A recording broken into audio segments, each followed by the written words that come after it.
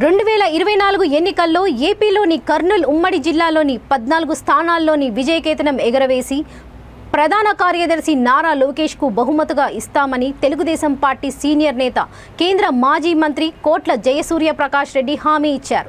నారా లోకేష్ యువగలం పాదయాత్రలో భాగంగా కర్నూలు జిల్లా ఆలూరులో బీసీలతో నిర్వహించిన ముఖాముఖి కార్యక్రమంలో ఆయన మాట్లాడారు.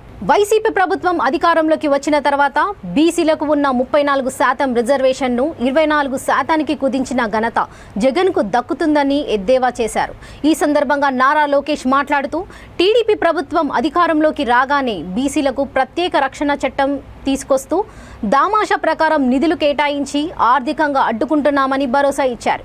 ఈ కార్యక్రమంలో పార్టీ ఆలూరు ఇన్ఛార్జి కోట్ల సుజాతమ్మ, నాయకులు వైకుంఠ మల్లికార్జున, వైకుంఠ జ్యోతి, కప్పట్రాల బొజ్జమ్మ, బీసీ సోదరులు, అత్యధిక సంఖ్యలో మహిళలు, కార్యకర్తలు పాల్గొన్నారు.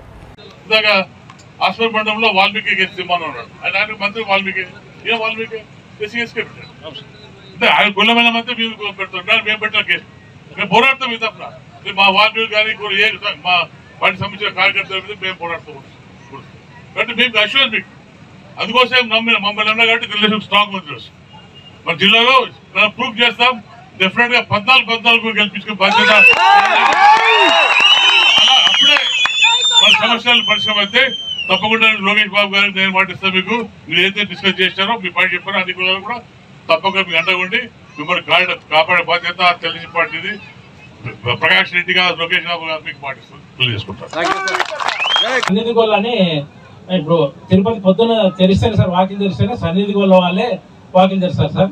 వాళ్ళని కమిటీ మెంబర్ గా ఎప్పుడు కంటిన్యూషన్ గా ఉండాలని చెప్పని మీరు స్పెషల్ గా జీవో చేయాలని చెప్పి ఈ సభాముఖంగా కోరుకుంటున్నాం సార్. మాది గొల్లమండపం ఉంది సార్. అప్పుడు యాదవరాజులే తిరుపతి దేవస్థానం కట్టించారు సార్.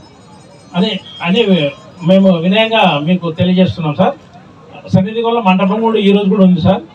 అదేవిధంగా మాకు యాదవ్ కార్పొరేషన్ ఇచ్చి 2000 కోట్ల రూపాయలతో మాకు బడ్జెట్ ఇవ్వాలని చెప్పని, అదేవిధంగా అన్ని బీసీ వర్గాలకి మన రాబోయే ముఖ్యమంత్రి గారు నారా చంద్రబాబు నాయుడు గారు మన క్యాపిటల్లో ఒక బీసీ భవన్ని ఏర్పాటు చేసి అందరూ అక్కడ వచ్చి ఉండే విధంగా, అంటే పడినప్పుడు వచ్చి ఉండే విధంగా ఒక బీసీ భవన్ని మీ ద్వారా ఏర్పాటు చేయాలని చెప్పి కోరుకుంటూ, అదేవిధంగా గొర్రెలు సార్ మెయిన్ సార్.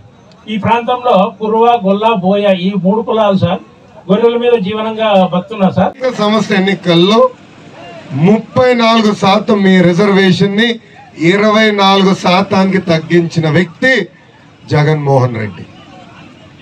ఈ యొక్క నిర్ణయం వల్ల 16,000 మంది బీసీలు అవకాశాలు ఈరోజు కోల్పోయారు.